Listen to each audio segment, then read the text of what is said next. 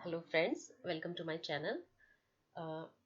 मैं आज बहुत दिनों बाद वीडियो अपलोड कर रही हूँ कि मेरी तबीयत ख़राब हो गई थी, इसलिए मैं नहीं कर पाई। मेरी आवाज़ बहुत वैसी हो गई थी।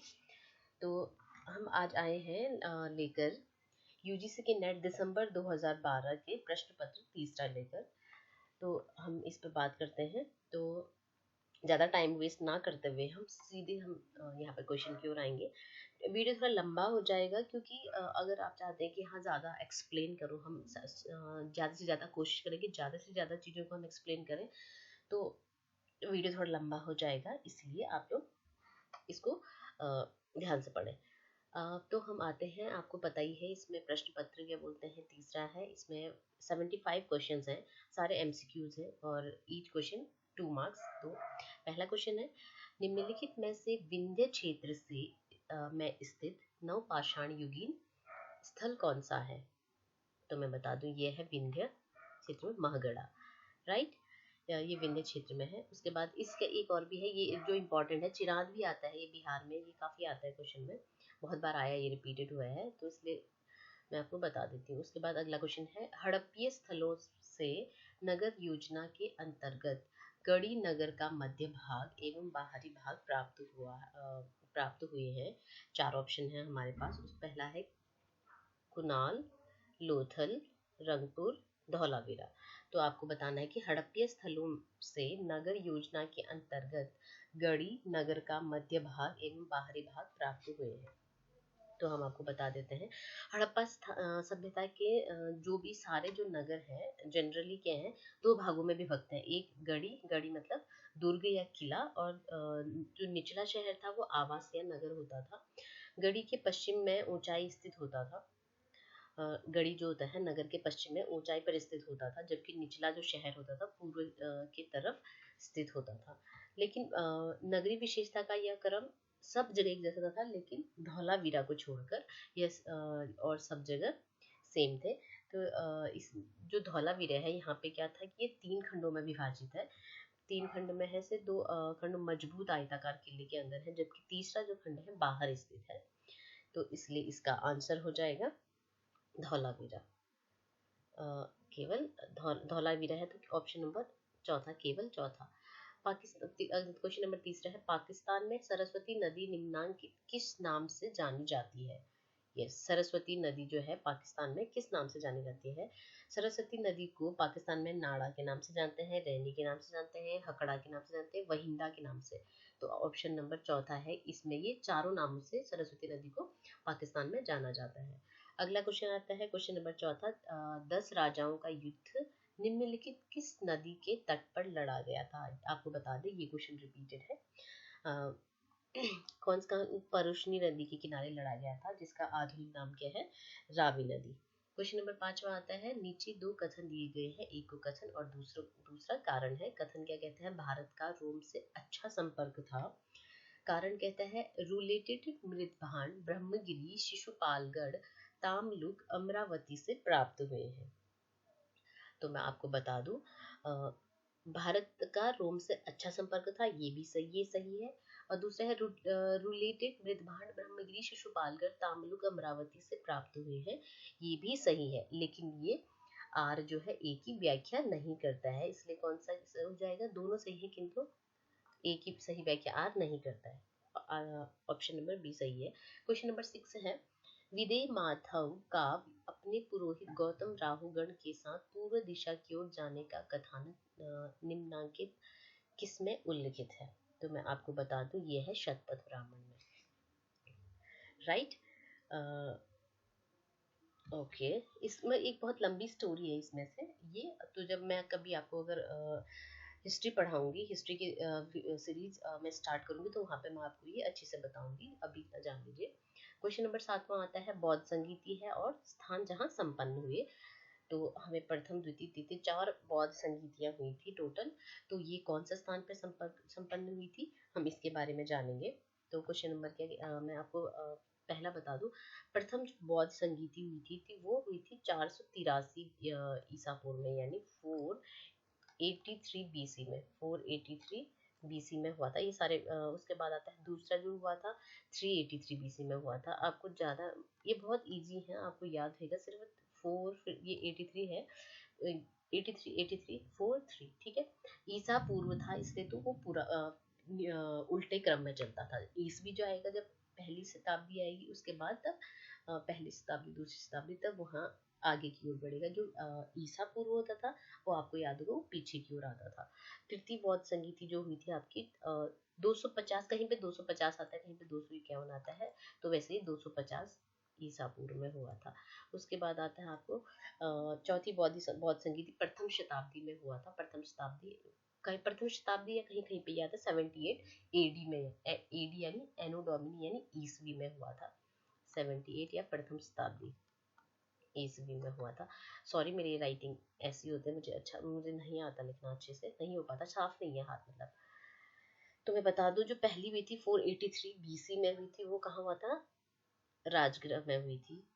तो पहली जो हुई थी राजगृह में हुई थी 483 बीसी में। किसके टाइम पे हुआ था? अजात शत्रु के टाइम पे हुआ था। और ये हुआ था आपका, अध्यक्ष इसके महाकश्यप थे। और कार्य जो हुआ था इसमें सुपिटक और विनय पिटक नामक दो ग्रंथों का संकलन हुआ था। दूसरा है आपका 383 बीसी में हुआ था, ये वैशाली में हुआ था, कालाशोक के समय हुआ था। और ये इसके जो अध्यक्ष थे साबक मीर थे। इसके समय में इस बौद्ध संगीति में कुछ विशेष ये हुआ था कि बौद्ध धर्म स्थाविर एवं महासंघिक नामक दो भागों में विभाजित हो गया था दूसरे में। तीसरा था आपका 250 बीसी में हुआ था, ये आपका पाटलिपुत्र में हुआ था, अशोक के समय हुआ था।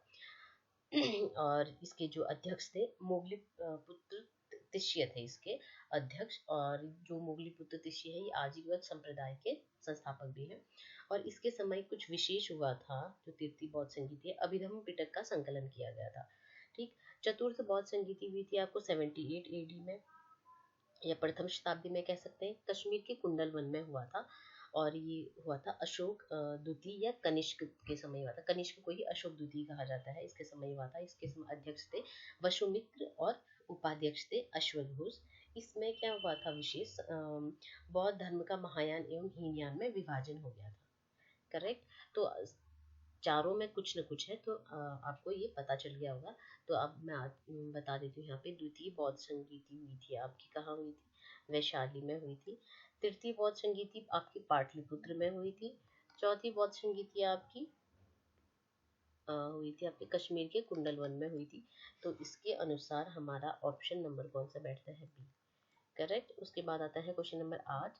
सूची 1 सूची 2 को मिलाइए। ये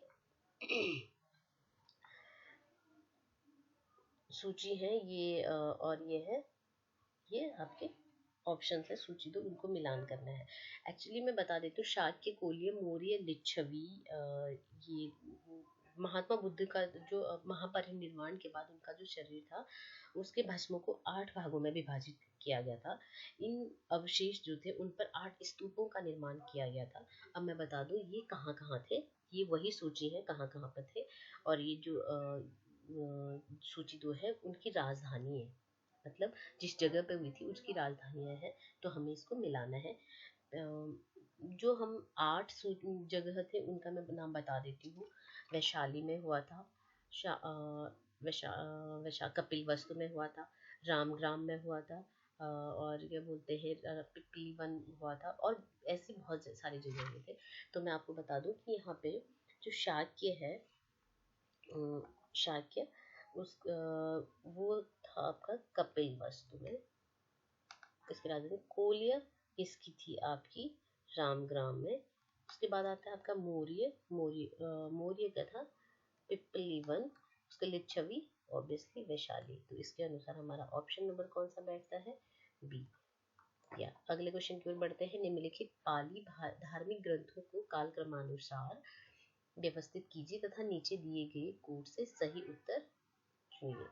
ऑप्शन पहला है संयुक्त निकाय, चुल्लवग, सुत्त निपात और बुद्धवंश। जो ये पाली में बौद्ध धर्म पाली भाषा में ही जो चलता था। तो इसके जो ग्रंथ हैं उनको उसके कालक्रम के अनुसार हमें व्यवस्थित करना है। तो हम स्टार्ट करते हैं। संयुक्त निकाय जो था वो सुत पिटक का भाग है। संयुक्त निकाय जो है सुत पिटक का भाग है। और जो चुल्ल वर्ग है ये आपका विनय पिटक का भाग है। और सुत्त निपात जो है ये सुत पिटक के भाग खुद्दक निकाय का भाग है। और बुद्ध वंश जो है महात्मा बुद्ध का इतिवृत्ति भी कहा जाता है इसे। बुद्ध वंश महात्मा बुद्ध और उस उनसे पूर्व 27 बुद्धों का वर्णन है। करेक्ट। तो इनका जो क्रम है मैं बता देती हूँ आपको। पहले संयुक्त निकाय आएगा, फिर आएगा चुल्ल वर्ग आएगा, फिर आएगा आपका सुत्त निपात, फिर बुद्ध वंश। ये आपके क्रम में है। ओके। तो क्वेश्चन नंबर आपका 10वां मतलब ऑप्शन सी है ये, ठीक है। उसके बाद आता है आपका क्वेश्चन नंबर 10 आता है निम्नलिखित आजीवक संप्रदाय के नेता थे। यस, आजीवक संप्रदाय के नेता कौन कौन थे मैं बता देती हूँ इसमें। एक तो मखली गोसाल ऑब्वियसली है, दूसरे हैं नंदवंश। तो कौन मखली गोसाल और नंदवंश, तो ऑप्शन नंबर ए। तो क्वेश्चन नंबर अगले में बढ़ते हैं। क्वेश्चन नंबर 11 निम्नलिखित किस स्थल पर स्थित स्तूप अवशेषों से अशोक की प्रस्तर पर उद्भृत प्रतिमा प्राप्त हुई है जिस पर उनका नाम उत्कीर्ण है। ये क्वेश्चन आपका पहले भी आ चुका है, रिपीटेड क्वेश्चन है। मैं आपको बता देती हूँ, मैं आपको हमेशा बताती हूँ कि जो क्वेश्चन रिपीटेड होता है तो वो ध्यान रखा करें। और ये भी ध्यान रखें कितने ज़्यादा क्वेश्चन रिपीट होते हैं, तो इसलिए हमें पेपर को सॉल्व करना बहुत इंपॉर्टेंट है। तो मैं बता दूँ ये कनगल हल्दी जो है कर्नाटक है, वहाँ से मिला था इनको। इनका एक अशोक की जो प्रस्तर उद्भिद प्रतिमा थी। उसके बाद है क्वेश्चन नंबर 12वें की ओर आते हैं। 12वां क्वेश्चन क्या कहते हैं, एक अभिकथन है, दूसरा कारण है। एज यूजुअल होता है, जैसे अभिकथन है बंगाल से खरोष्टी के अभिलेख मिले हैं। कारण कहते हैं खरोष्टी बंगाल में बहुप्रचलित क्या बोलते हैं थी। तो आपको बता देती हूँ मैं, बंगाल में खरोष्टी बहुप्रचलित तो नहीं थी, लेकिन बंगाल में खरोष्टी के अभिलेख जरूर मिले हैं। तो ऑप्शन नंबर कौन सा हो जाएगा, या सी। उसके बाद हम बढ़ते हैं क्वेश्चन नंबर 13 की ओर। क्वेश्चन नंबर 13 कहता है दक्षिण भारत स्थित निम्नलिखित स्तूप अवशेषों से दशरथ जातक का शिल्पांकन मिला है। केवल कहाँ से मिला है, नागार्जुन कोंडा से। तो ऑप्शन नंबर बी ये सॉरी सी सही हो जाएगा, नागार्जुन कोंडा से मिला है। क्वेश्चन नंबर 14वां है एक अभिकथन, एक कथन है, दूसरा कारण दिया गया है। कथन कहते हैं मिताक्षरा अनुसार मतानुसार पिता अपने जीवन काल में अपनी संपत्ति अपने पुत्रों में विभाजित कर सकता है। कारण कहता है मिताक्षरा ने पुत्र को पैतृक संपत्ति का आनुवंशिक अधिकार स्वीकार किया है। यस। तो मैं आपको बता दूं कि इसका आंसर क्या है, मिताक्षरा। मिताक्षरा इसमें मिताक्षरा के अनुसार पिता अपने जीवन काल में अपनी संपत्ति के पुत्रों को विभाजित कर सकते हैं, ये सही है। और मिताक्षरा ने पुत्र को पैतृक संपत्ति का आनुवंशिक उत्तराधिकारी स्वीकार किया है, ये भी सही है। लेकिन क्या है, आर ए की व्याख्या बिल्कुल भी नहीं करता है, तो इसलिए कौन सा ऑप्शन है, ऑप्शन नंबर बी सही होगा। उसके बाद आते हैं हम क्वेश्चन नंबर 15 की ओर। सूची 1 सूची 2 को मिलाना है। चंद्रगुप्त स्कंदगुप्त रुद्रदामन अशोक और ये और कुछ अन्य नाम दिए गए हैं। ये क्वेश्चन आपको बता दूं मैं, ये रिपीटेड क्वेश्चन है, ये पहले भी आ चुका है ये क्वेश्चन। ये है, ये गुप्त सम्राट है। और जो ये है उनके समय में जो सौराष्ट्र क्षेत्र में उस समय उनके राज्यपाल कौन कौन थे, ठीक, जिसके समय में जो राज्यपाल था। तो मैं बता दूं चंद्रगुप्त मौर्य के समय पुष्यगुप्त था। स्कंदगुप्त के समय पर्णदत्त था। रुद्रदामन के समय सुविशाख था। अशोक के समय दुशास्क था। ये क्वेश्चन रिपीटेड है, मैं आपको बता देती हूँ। और इसका जो आंसर है मैच करने पर कौन सा आंसर बैठ रहा आपका, पहले का चौथा, तो ऑप्शन नंबर सी सही है। उसके बाद क्वेश्चन नंबर 16 की ओर आते हैं। भागीलाई के सिक्के निम्नांकित से मिले हैं। भागीलाई के सिक्के केवल और केवल नर्मदा घाटी से मिले हैं, तो क्वेश्चन नंबर सी सही है। उसके बाद आते हैं क्वेश्चन नंबर 17 की ओर। शंख लिपि के लेख निम्नांकित स्थलों के स्तूप अवशेषों से प्राप्त हुए हैं। नंबर 1 है भरहुत, दूसरा है अमरावती, तीसरा है देऊर कुठार, चौथा है सांची। तो इसका आंसर है, कहाँ कहाँ से मिला था, भरहुत से तो मिला है, सांची से मिला है, तो ऑप्शन नंबर पहला और चौथा कौन सा है, या बी, तो अगले क्वेश्चन में विशाखादत्त लिखित विलुप्त नाटक देवी चंद्रगुप्त के अंश निम्नलिखित ग्रंथों में उपलब्ध है। पहला है कथा सरित सागर, दूसरा है श्रृंगार प्रकाश, तीसरा है विद्वशाल भंजिका, चौथा है हर्षचरित। तो मैं आपको बता दूं जो नाटक अंश निम्नलिखित उपलब्ध है किसमें है, मैं बता देती हूँ। ये श्रृंगार प्रकाश में है, श्रृंगार प्रकाश में उपलब्ध है। ऑप्शन नंबर 2 ये, तो इसका आंसर हो जाएगा ऑप्शन नंबर सी। जो श्रृंगार प्रकाश जो है परमार शासक है जो राजा भोज थे, उनकी कृति है श्रृंगार प्रकाश, उसमें ये देवी चंद्रगुप्त के अंश उपलब्ध है। ठीक, अगला क्वेश्चन आता है क्वेश्चन नंबर 19वां, क्या कहता है मंदिर स्थापत्य की निम्नलिखित क्षेत्रीय शैलियों में द्वार स्तंभों पर नाग शाखा उत्कीर्ण करना किसकी विशेषता है या करना विशेषता है? चंदेलों की, प्रतिहारों की, सोलंकी की, परमार की। तो उसकी भी 4 ऑप्शन है। सही उत्तर का निम्नलिखित कूटों के आधार पर चयन कीजिए। तो मैं आपको बता दूं कि जो क्षेत्रीय शैली द्वार स्तंभों पर नाग शाखा उत्कीर्ण करना, ये प्रतिहारों की थी। तो ओनली ऑप्शन नंबर 2 आएगा, जो कौन सा है, केवल ऑप्शन नंबर 2। ठीक, पर ये आपको प्रतिहारों की थी, ये याद रखना। क्वेश्चन नंबर 20 कहता है सूची 1 सूची 2 को मिलान कीजिए।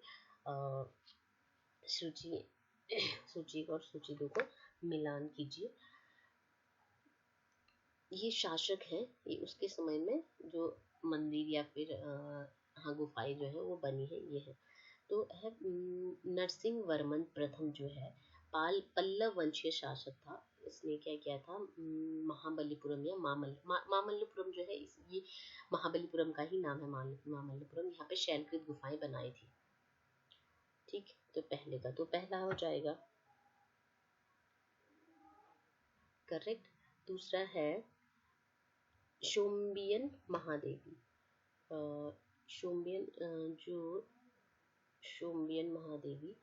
शोम्बियन महादेवी ने बनाया था आपका अनंतपुर स्थित अगस्तेश्वर मंदिर। ये इसका तो यहाँ हो गया, इसका भी यहाँ हो गया। लोक महादेवी, इन्होंने बनाया पट्टकाल स्थित विरूपाक्ष मंदिर बनाया था। ठीक, लोक महादेवी थी जो चालुक्य बादामी के जो चालुक्य वंश का शासक विक्रमादित्य द्वितीय थे, उनकी जो पत्नी थी, प्रथम पत्नी थी जो लोक महादेवी थी। इन्होंने ही पट्टकाल में विशाल जो शिव मंदिर है उसको बनाया था। इस मंदिर को हम क्या कहते हैं, विरूपाक्ष मंदिर कहते हैं। उसके बाद आता है कुलोतुंग प्रथम। कुलोतुंग प्रथम ने क्या बनाया था, चिदम्बरम स्थित शिव मंदिर बनाया था। तो कौन सा ऑप्शन है, 1 2 3, ऑप्शन नंबर डी सही है। उसके बाद आता है क्वेश्चन नंबर 21वां क्वेश्चन क्या कहता है आपका, कुछ जैन महाविद्याओं को सर्प वाहन सहित शिल्पांकित किया जाता है। काली, गौरी, वैरोट्या, महाकाली। तो वैराट्या में किया जाता है। तो ऑप्शन नंबर केवल डी, ऑप्शन नंबर केवल तीसरा यानी डी। निम्नलिखित 22वां क्वेश्चन, निम्नलिखित किस नवग्रह को पशु मानव सर्प रूप में शिल्पांकित किया गया है? सेम सा लग रहा है क्वेश्चन। तो इसमें केवल किसको किया गया था, केतु को किया गया था। इसमें केवल केतु को किया गया था। उसके बाद आता है आपका निम्नलिखित कथन, एक कथन है, दूसरा कारण होगा। तो कथनों पर विचार कीजिए। अभिकथन कहता है बलबन के राजत्व का सिद्धांत रक्त और लौह की नीति पर आधारित है। सही, आपने पढ़ा होगा, ये बहुत फेमस है। और उसके बाद आता है तर्क, क्या कहते हैं ताज की प्रतिष्ठा इल्तुतमिश के उत्तराधिकारियों के अधीन घटी। ये भी सही है। तो ऑप्शन ए और बी ए और आर दोनों सही है, और आर जो है ए की सही व्याख्या करता है। इस तो ऑप्शन नंबर बी हो जाएगा इसका आंसर। क्वेश्चन नंबर 24 कहता है निम्नांकित में से किसने भू राजस्व विभाग में भ्रष्टाचार को वैध करार दिया? ऑब्वियसली मैं तो पहले ही बता दूं, भू राजस्व में भ्रष्टाचार कोई भी वैध करार नहीं देगा, तो इसलिए कोई भी ऑप्शन सही नहीं है, उपरोक्त में से कोई भी नहीं।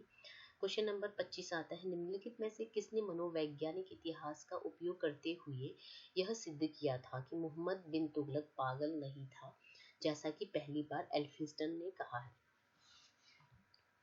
यस, तो वैसे तो मैं इसके बारे में कुछ बताना चाहती हूँ आपको, थोड़ा बहुत इसको एक्सप्लेन करना चाहती थी, लेकिन अभी मैं चाहती हूँ कि ये हम जब पढ़ें हम उस समय ही करें, लेकिन बहुत लंबा हो जाएगा इसलिए, बहुत लंबी स्टोरी है इसके पीछे, तो इसलिए मैं सीधे इसका आंसर बता देती हूँ। ईश्वरी प्रसाद एक इतिहासकार हैं, उन्होंने कहा था कि पागल, मनोवैज्ञानिक इतिहास, उन्होंने पागल नहीं था, उन्होंने ये बताया था।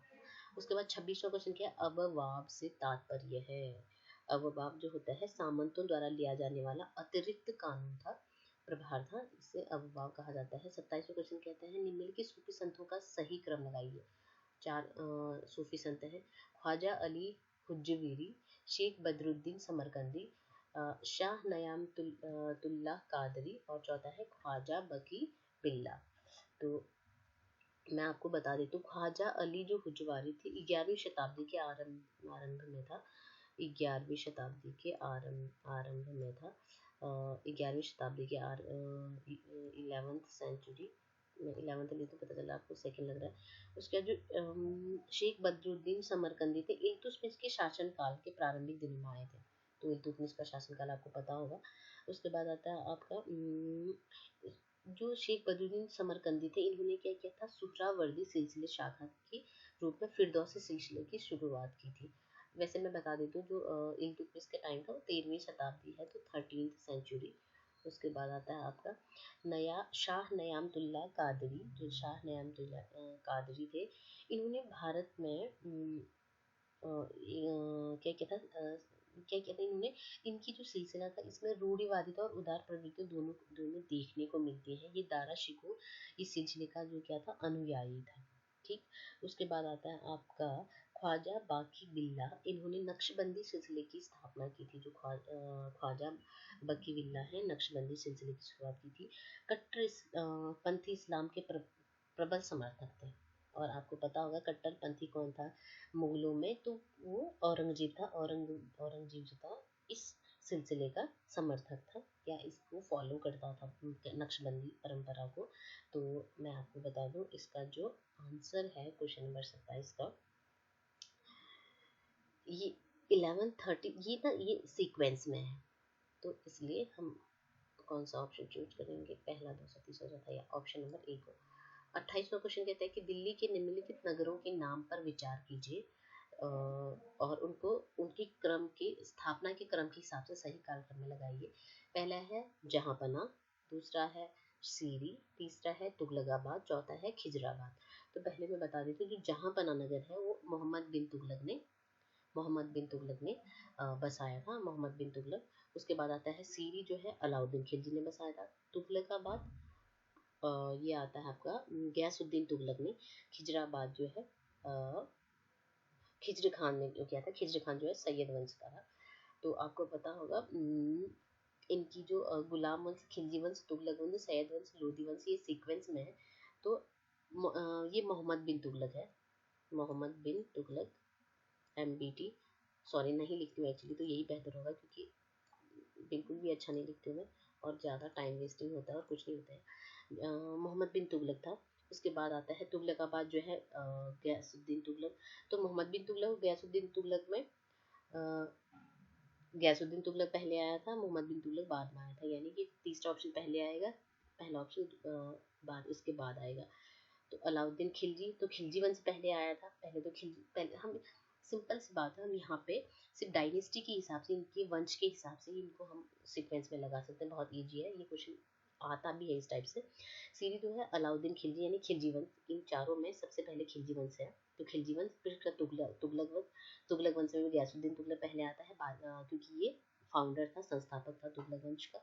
उसके बाद मोहम्मद बिन तुगलक आएगा, तो पहले ऑप्शन आएगा अलाउद्दीन खिलजी वाला, यानी सीरी, फिर तुगलकाबाद, फिर जहांपना, फिर खिजराबाद में जो सैयद वंश लास्ट में आएगा।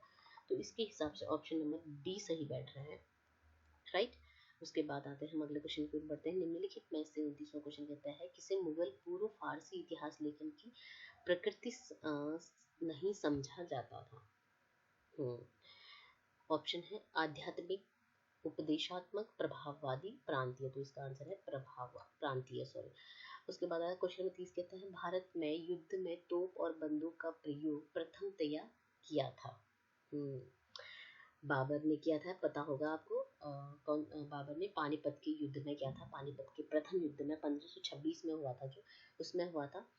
अगर आपने अब आज के लिए हॉटस्टार पे एक, मैं प्रमोशन नहीं कर रही हूँ पर बता रही हूँ, द एम्पायर करके एक वेब सीरीज आई है, बाबर पे है ये। उस पे आप, जब उसने 1526 में पानीपत में युद्ध हुआ था लोधियों के अगेंस्ट, इब्राहिम लोधी के अगेंस्ट, तब उसने यहाँ पे तोप और इन चीज, बारूद और तोप, इन चीज़ों का प्रयोग करने का उन्होंने ये बताया है, वहाँ पे दिखाया है, तो आप देख सकते हैं, तो उसको आपको याद हो जाएगा, नहीं भूलेंगे आप। 1526 में जो पानीपत के प्रथम युद्ध में था, उस टाइम क्या था बाबर ने। उसके बाद अगला क्वेश्चन, अलाउद्दीन खिलजी, फिरोज तुगलक, अकबर और औरंगजेब के शासनकाल में भू राजस्व की दर को सही क्रम में चुनिए। भू राजस्व की दर किसने, पहले मैं बता दूं कि शरीयत के अनुसार जो मैक्सिमम सबसे ज्यादा भू राजस्व लगा सकते हैं, जो अधिकतम कितना लगा सकते हैं, वो है 50%, यानी 1/2। तो इसमें से अलाउद्दीन खिलजी ने तो 1/2 लगाया था, अलाउद्दीन खिलजी ने 1/2 लगाया था। फिरोज तुगलक ने भी 1/2 लगाया था। अकबर ने 1/3 लगाया था। औरंगजेब ने 1/2 लगाया था। तो इनका जो क्रम है भू राजस्व की दर का सही है 1/2, 1/2 और ये 1/3 और 1/2, 1/2, 1/2, 1/3, 1/2, यानी ऑप्शन नंबर ए सही है। उसके अगले क्वेश्चन आते हैं, सूची 1 सूची 2 को सम्मिलित कीजिए। ये है जब्त, देशमुख, वतन, इजारदारी, ये कुछ शब्द हैं और इनकी व्याख्या है, कौन किससे मैच करता है। तो जो जब्त था वो भूमि की माप की मुगल में प्रणाली थी, मुगल काल में। देशमुख जो था वो था राजस्व अधिकारी होता था। वतन जो होता था आनुवांशिक भूमि अधिकार होता था। इजारदारी थी, राजस्व को ठेके पर देने की एक प्रणाली थी। इसके अनुसार जो है हमारा आंसर आएगा ऑप्शन नंबर बी, करेक्ट। उसके बाद आता है बी, हाँ। उसके बाद आता है क्वेश्चन नंबर 33, अमीर खुसरो के निम्नलिखित ऐतिहासिक कार्यों में से कौन सा कार्य गद्य में है। यस, अमीर खुसरो की 4 आपकी रचनाएं दी गई हैं, हमें बताने की इनमें से कौन गद्य में है। तो ये है खजाइन उल फुतू था, ये गद्य में था। बाबर ने गाजी की उपाधि धारण की थी। यस, बाबर ने गाजी की उपाधि धारण की थी। भारत में आते उसने युद्ध किया था, प्रथम पानीपत की युद्ध, उसके बाद क्या था उसने जो किए थे, जो गाजी की उपाधि धारण की थी उसने कहाँ किया था, 1527 के खानवा के युद्ध में किया था, 1527 में हुआ था, जो कि किसके अगेंस्ट हुआ था। यस, राणा सांगा के अगेंस्ट, मेवाड़ के राजा राणा सांगा के अगेंस्ट। उसके बाद आता है अगला क्वेश्चन आता है, निम्नलिखित में से किसने पहली बार टिप्पणी की थी कि कबीर ने अपनी भक्ति और में आम लोगों में व्याप्त निराशावाद को कम करने का प्रयास किया। ये की थी रोमिला थापर ने की थी। उसके बाद क्वेश्चन नंबर 36 आता है, एक कथन है, दूसरा तर्क दिया गया है, हमें बताना है। हुमायूं का अभिकथन कहता है, हुमायूं के साम्राज्य जिसमें उसने अपने कार्य भी शामिल हैं से संबंधित घटनाओं का विश्वसनीय कालक्रम नहीं है।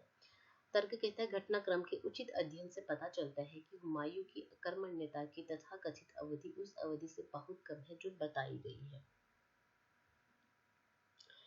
दोनों ऑप्शन सही हैं, लेकिन ये एक दूसरे को डिफाइन नहीं करते हैं, तो इसलिए कौन सा आएगा, ऑप्शन नंबर यह सी। उसके बाद अगला क्वेश्चन कहता है, भारतीय इस्लामिक वास्तुकला में दोहरे गुंबद का प्रयोग क्यों किया जाता था। भारत में ये जो भवन की जो ऊंचाई थी उसको ऊंचाई को बनाए रखने के लिए क्या किया जाता था, दोहरे गुंबद का प्रयोग किया जाता था। और अगला है आपका, भारत में तसव्वुफ का मुख्य योगदान क्या है। तसव्वुफ का मुख्य योगदान है, ऑप्शन है इस्लाम की सेवा, मानवता की सेवा, मध्यकालीन भक्ति आंदोलन की को प्रभावित करना और वहादत उल वजूद के सिद्धांत का प्रचार। तो मैं आपको बता दूं इसका आंसर है मानवता की सेवा, तसव्वुफ। उसके बाद आता है आपका 39 क्वेश्चन, कहते हैं मुस्लिम काल में प्रचलित शाहरुखी सिक्का क्या था।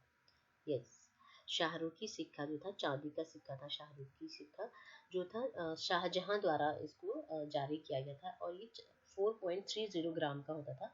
शाहजहां द्वारा जारी किया गया शाहरुखी सिक्का चांदी का था। क्वेश्चन नंबर 40 की ओर आते हैं, निम्नलिखित में से कौन सी मुगल पेंटिंग की विशेषता नहीं है। पहला है आध्यात्मिक और रहस्यवादी तत्वों का संयोजन, बी है मूलतः इस्लाम के प्रचार के लिए, सी है रूपचित्र और लघुचित्र, डी है दरबारी और अभिजात वर्ग। तो इसका आंसर है मूलतः इस्लाम के प्रचार के लिए, ये विशेषता नहीं है। ठीक है, उसके बाद आता है निम्नलिखित में से ऐसे कथन को चिह्नित करें जो सही नहीं है। पहला है पेशवाओं के काल में मराठा राजत्व एक मजबूत परिसंघ में बदल गई। करेक्ट, ये सही है, लेकिन हमें बताना है कि जो सही नहीं है वो बताना है। ये सही है। पेशवा ने स्वराज क्षेत्र में सरदारों का नया वर्ग तैयार किया। ये भी सही है। पेशवा का पद आनुवंशिक बन गया। ये भी सही है। पेशवा मूलतः शाही परिषद के नहीं थे। ये गलत है, तो इसलिए ये आंसर हो जाएगा। 42वां क्वेश्चन कहते हैं मुगल राज्य की सांस्कृतिक और विचारधारात्मक ढांचे के प्रसंग में निम्नलिखित में से कौन सा कथन सही नहीं है। पहला है पूरे मुगल काल में केंद्रीय शक्ति और क्षेत्रीय विशिष्ट वर्ग के बीच सुलह और समायोजन की सतत प्रक्रिया रही। सही है।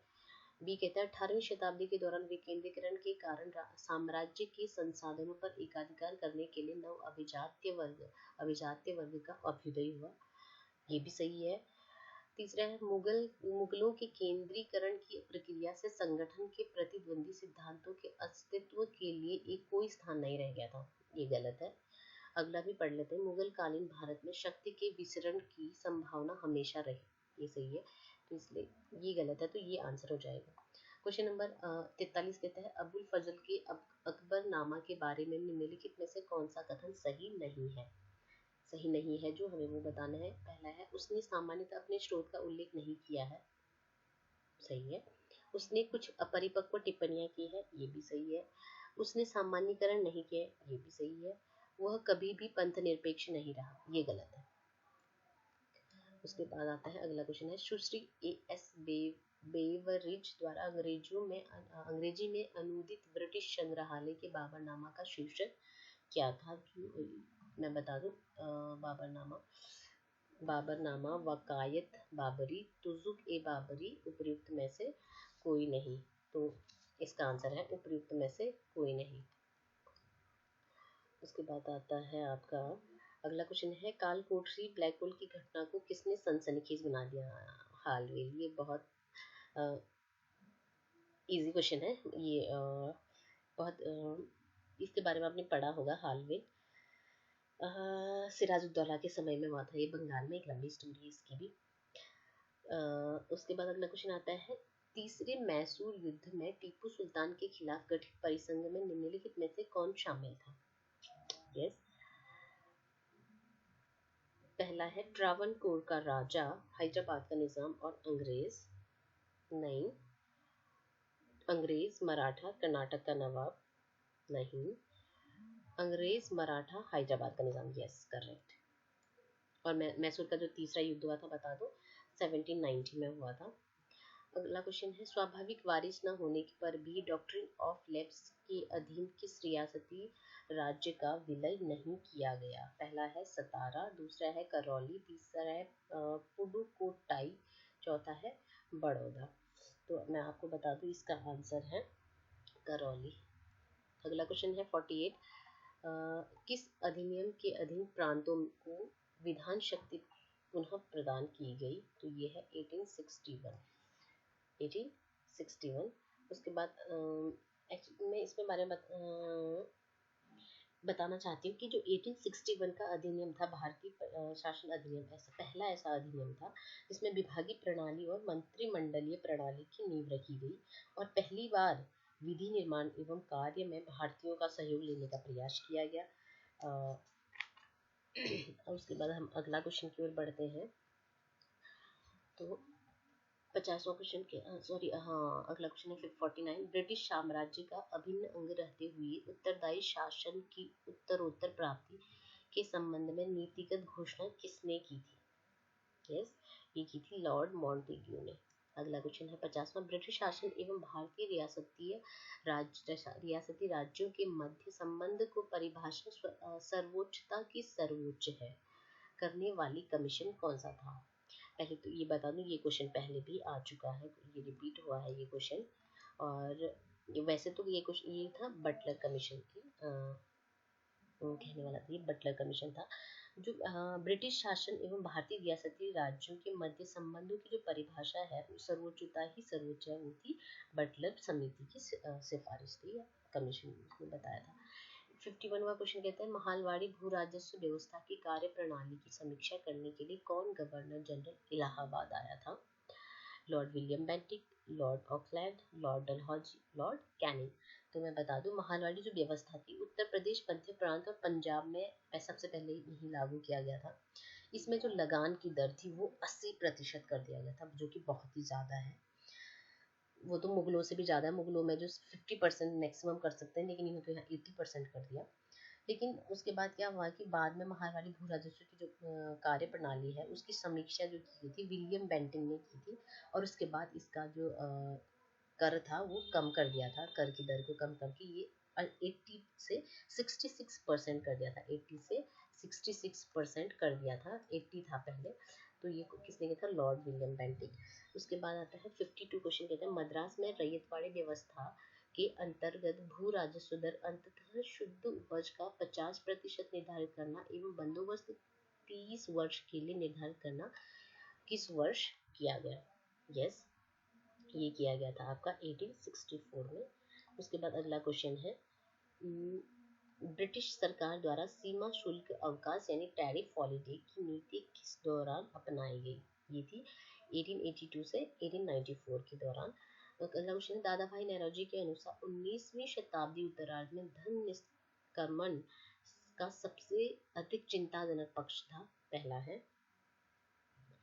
भारत से संचित सोने का स्थानांतरण, अप्रदत्त नियति, शहरी संपत्ति का क्षय, तो भारत में ब्रिटिश निवेश।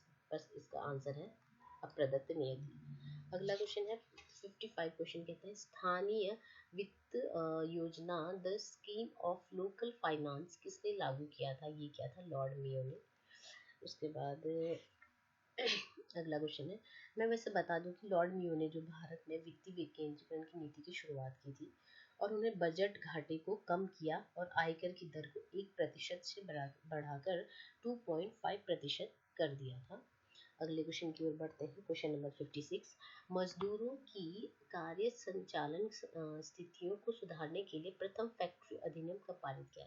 1881। ये क्वेश्चन रिपीट हो चुका है, काफी बार आया है। अगला क्वेश्चन है 56 सॉरी 57 और ये मैं बता दूं 1881 में भारत में कौन थे? Lord Ripon. उसके बाद आता है क्वेश्चन नंबर 57 कहता है सूची 1 सूची 2 को मिलाइए।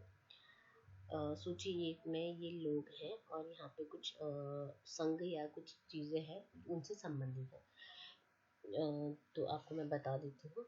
जो वीपी वाडिया है उन्होंने क्या किया था, इन्होंने भारत में आधुनिक श्रमिक संघ की स्थापना की थी। इनके द्वारा श्रमिक जो स्थापित जो श्रमिक संघ था उसका नाम मद्रास श्रमिक संघ था, उसका नाम था मद्रास श्रमिक संघ था। और इन्हीं के जो प्रयास से 1926 में श्रमिक संघ अधिनियम पारित हुआ था। और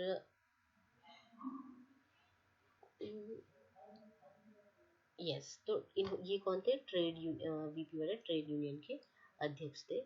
श्री नारायण गुरु, ये श्री नारायण गुरु जो थे दक्षिण भारतीय निम्न जाति नेता थे, नारायण गुरु।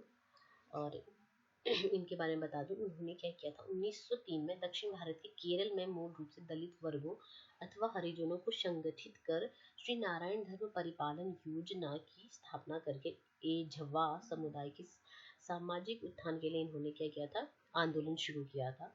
उसके बाद इन्होंने ये भी किया केरल के अनेक मंदिरों का निर्माण और पूजा पद्धति को सरल किया था इन्होंने। अगला है आपका एस.एन. हल्दर। एस.एन. हल्दर का संबंध आपका जमशेदपुर के मजदूर नेता थे ये। इन्होंने क्या किया था 1925 में जमशेदपुर में लेबर एसोसिएशन का गठन किया था। कुंवर जी मेहता ऑब्वियसली अब ये है, ये कृषक नेता है। इन्होंने सूरत के बारडोली तालुका में किसानों ने 1928 में लगान न अदा करने के आंदोलन किया और इन्होंने क्या किया असहयोग आंदोलन के समय से ही यह तालुका जोरदार गतिविधियों का केंद्र बना हुआ था। तो आपको पता होगा 1928 में वहाँ पे बारडोली में एक आंदोलन हुआ था, तो ये वहाँ पे आपके उनसे संबंधित है। तो इसके अनुसार जो आंसर बैठता है आपका ऑप्शन नंबर 57 का पहला एंड देन चौथा, यस, ऑप्शन नंबर सी। उसके बाद आता है क्वेश्चन नंबर 58, सूची 1 सूची 2 को मिलान कीजिए। यस, बिहार प्रोविंशियल किसान सभा, बिहार प्रोविंशियल किसान सभा, इसकी स्थापना हुई थी 1930 में। और इस ये हुआ था, ये किया था आपका स्वामी सहजानंद सरस्वती ने किया था। रैयत एसोसिएशन इन गुंटूर, ये हुआ था 1928 में, इसकी स्थापना की थी एन जी रंगा ने। प्रतापगढ़ एवं रायबरेली का किसान नेता वो थे बाबा रामचंद्र। राजस्थान कृषक नेता ये थे विजय सिंह पाठक। तो इसके अकॉर्डिंग आपका आंसर बैठेगा 2 3 4, 2 3 4 1 किस में आ रहा है, 2 3 4 1, यस, ऑप्शन नंबर पहला। अगला क्वेश्चन है 59, गांधी के नेतृत्व वाले किस आंदोलन को स्वस्फूर्त क्रांति कहा जाता है? ये थे स्वस्फूर्त क्रांति, भारत छोड़ो आंदोलन को 8 अगस्त 1942 को शुरू हुआ था। अगला क्वेश्चन है ऑल इंडिया वुमेन कॉन्फ्रेंस की स्थापना के पीछे कौन सी उत्साहवर्धक नेता थी? ये थी मार्गरेट कुसिन। अगला क्वेश्चन है भारतीय सिविल सेवा के लिए चुने गए प्रथम भारतीय का नाम क्या था? इनका नाम था सत्येंद्र नाथ टैगोर। ये 1863 में चुने गए थे। उसके आर्य समाज आंदोलन विश्वास करता है, आर्य समाज आंदोलन वैदिक कर्म कांडों में। उसके बाद आता है आर्य समाज की स्थापना किसने की थी? स्वामी दयानंद सरस्वती ने। इनका जो इनकी जो संस्था थी उसका आर्य समाज, उसका जो उद्देश्य था वैदिक धर्म को पुनः स्थापित करना, इसीलिए इन्होंने वेदों की ओर लौटो का नारा भी दिया था, बैक टू वेदास। उसके बाद आता है आपका क्वेश्चन नंबर 63, सिविल अवज्ञा आंदोलन के दौरान धरासना नामक डिपो के में शांतिपूर्ण सत्याग्रह के खिलाफ अंग्रेजों की बर्बरतापूर्ण कार्यवाही के बारे में निम्नलिखित में से किस विदेशी पत्रकार ने रिपोर्ट लिखी थी? ये इससे संबंधित क्वेश्चन आ चुका है, पहले मैं इसका आंसर बता देती हूँ। इसका आंसर है वेल्स मिलर। लेकिन जो ये क्वेश्चन है, इसी से संबंधित एक दूसरा क्वेश्चन आता है कि धरासना नामक जगह पे नमक आंदोलन के समय किसने वहाँ पे नेतृत्व किया था? ये क्वेश्चन आता है, तो वहाँ पे किया था आपका सरोजिनी नायडू थे। उसके बाद आता है question number 64, all India depress class association के प्रथम अध्यक्ष कौन थे? इसके थे एम सी रजा। ये क्वेश्चन भी रिपीटेड है, पहले आ चुका है। ये क्वेश्चन अभी अलग से आया है, लेकिन जो पहले आया था वहाँ पे बहुत सारे क्वेश्चन, जैसे मिलान, जैसे यहाँ पे मिलान करना है, ऐसे आया था, उनमें से एक पार्ट था ये। क्वेश्चन नंबर 65 कहता है 1 नवंबर 1939 को कांग्रेस नेतृत्व वाले मंत्रिमंडल के त्याग पत्र को मुस्लिम लीग ने किस रूप में मनाया? यस, मुस्लिम लीग ने डिलीवरेंस डे के रूप में मनाया था। अगला क्वेश्चन है all India Congress socialist party के प्रथम अध्यक्ष निम्न में से कौन थे? ये थे संपूर्ण आनंद थे। ये all India Congress socialist party की स्थापना 1934 में हुई थी, आचार्य नरेंद्र पाल ने की थी। अगला क्वेश्चन है 1947 में भारत और पाकिस्तान को विभाजित करने वाली रेखा को निश्चित करने का दायित्व किस कमीशन को सौंपा गया था?